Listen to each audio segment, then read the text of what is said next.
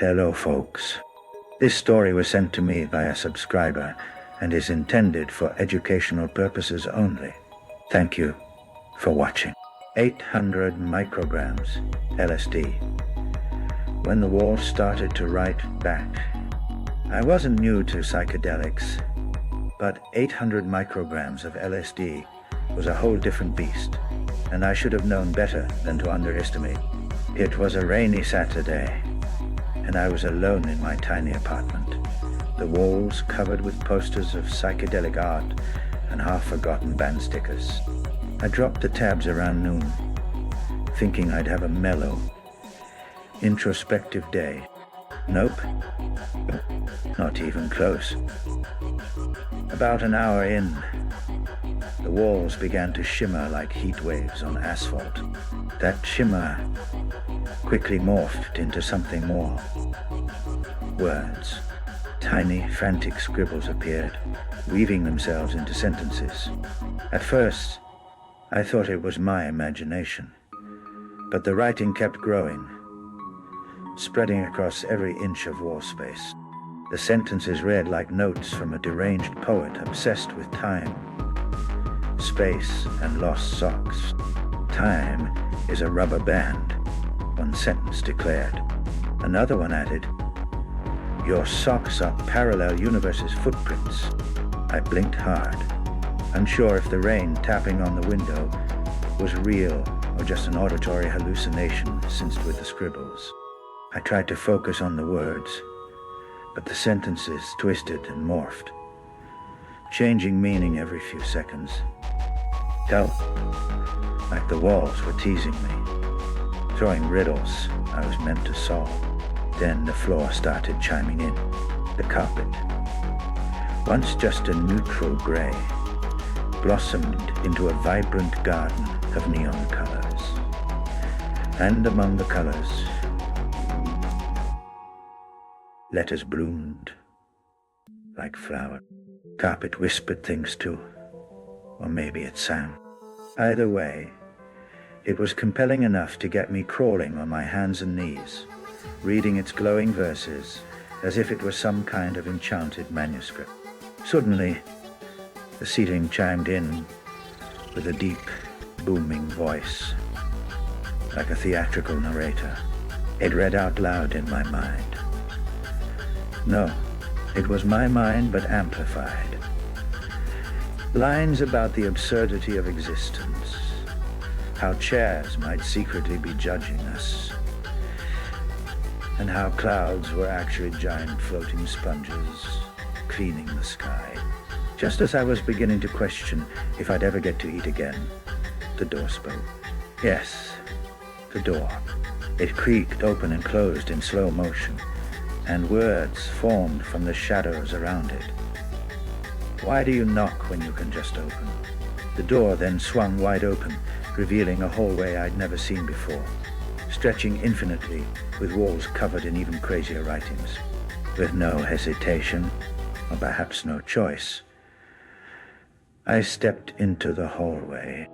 It was like walking through the inside of a comic book gone haywire.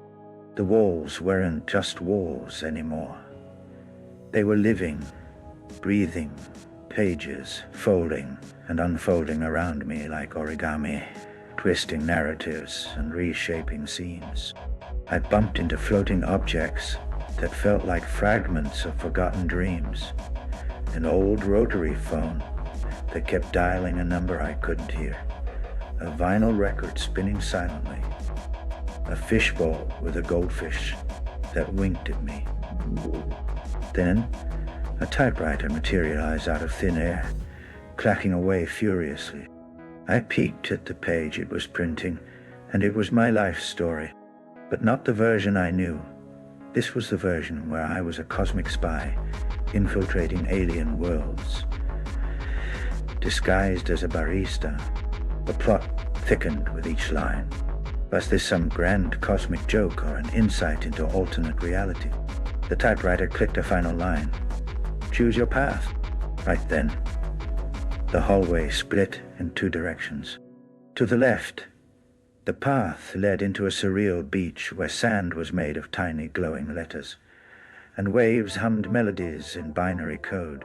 To the right, a cityscape with buildings morphing into giant books, each page turning to reveal snippets of ancient wisdom and bizarre poetry. Feeling adventurous or just utterly lost, I chose the beach. As I walked, the letters in the sand rearranged themselves to form advice and obscure jokes about existential crises. Suddenly, the sky above swirled into a giant eye that blinked and winked at me like it knew every embarrassing thing I'd ever done.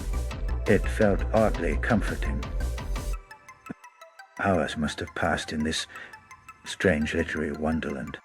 Eventually, the sun, a giant glowing punctuation mark, started to set, and I realized I was hungry and thirsty.